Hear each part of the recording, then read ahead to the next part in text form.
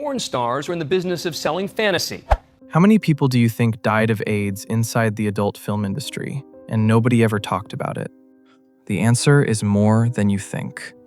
Way more. Today we're going through every single name, the age they were, the year they died, and the one story at the end that the industry tried to bury completely. We're going through every single name, but the last one will stay with you. Don't skip ahead.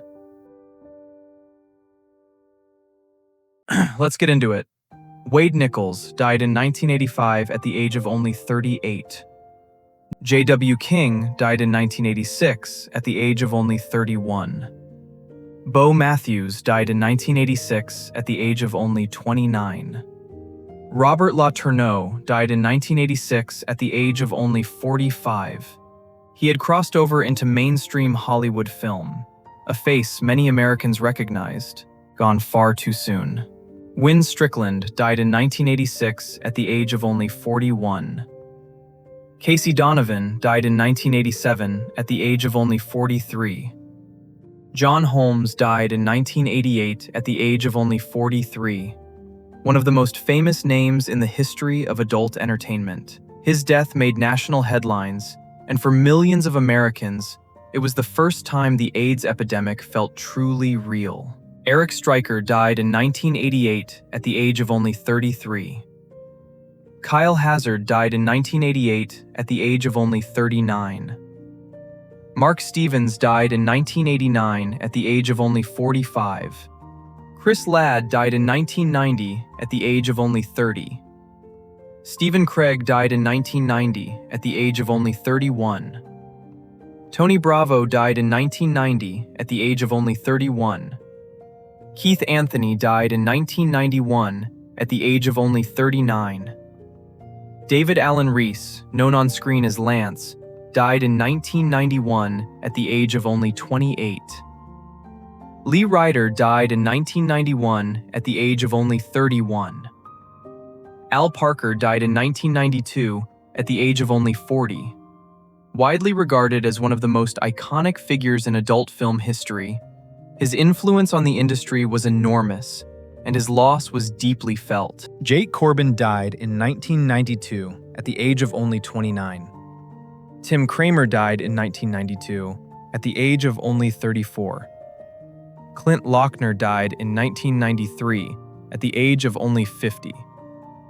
Eric Ryan died in 1993 at the age of only 39. Lisa DeLeo died in 1993 at the age of only 35. One of the most recognized female stars of the late 1970s and 80s, nominated multiple times for industry awards at the height of her career. Rod Phillips died in 1993 at the age of only 32. Scott Bond died in 1993 at the age of only 30. Tyler Regan died in 1993. His age? Unknown. Ed DeNacos died in 1994 at the age of only 40. Jeremy Scott died in 1994 at the age of only 32.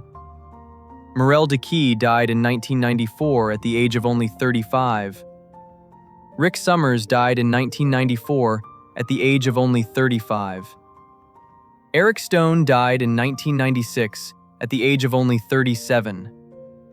Richard Locke died in 1996 at the age of only 55. A highly respected name from the 1970s and 80s, known not just for his performances, but for his presence and personality both on and off screen. Jason Steele died in 1995 at the age of only 44. Joe Simmons died in 1995 at the age of only 36.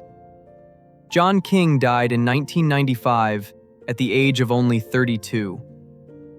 Lisa Melendez died in 1995 at the age of only 35. Lon Flex died in 1995 at the age of only 30. Melchor Diaz died in 1995 at the age of only 36. Pierce Daniels died in 1995 at the age of only 36. Steve Kennedy died in 1995 at the age of only 29.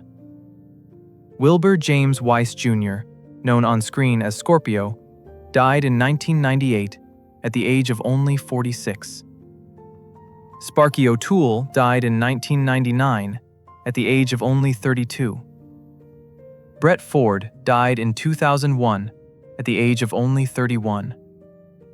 Mason Flint died in 2002 at the age of only 41. Karen Dior died in 2004 at the age of only 37. A transgender performer at a time when that word alone invited discrimination. She spoke openly about her diagnosis and fought publicly until the very end and died of hepatitis. Tom Howard died in 2007 at the age of only 39. Josh Weston died in 2012 at the age of only 39. Casey Maria died in 2013 at the age of only 26, the year 2013, when treatment already existed, 26 years old. Cole Tucker died in 2015 at the age of only 61. Suzanne Petrovic died in 2022 at the age of only 39. And now, the name I promised you. Scott O'Hara died in 1998 at the age of only 36. But here is what made him different. Before he died, he started a magazine. He wrote openly about living with HIV at a time when most people were hiding. He refused to be silent. He refused to be ashamed. In an industry full of whispers, Scott O'Hara was speaking out loud. He was 36 years old, and almost nobody remembers his name today.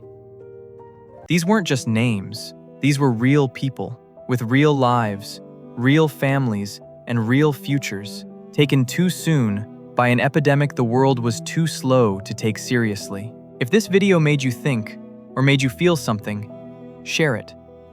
Someone out there needs to see this. And if you want more untold stories like this, subscribe, because we are just getting started. See you in the next one.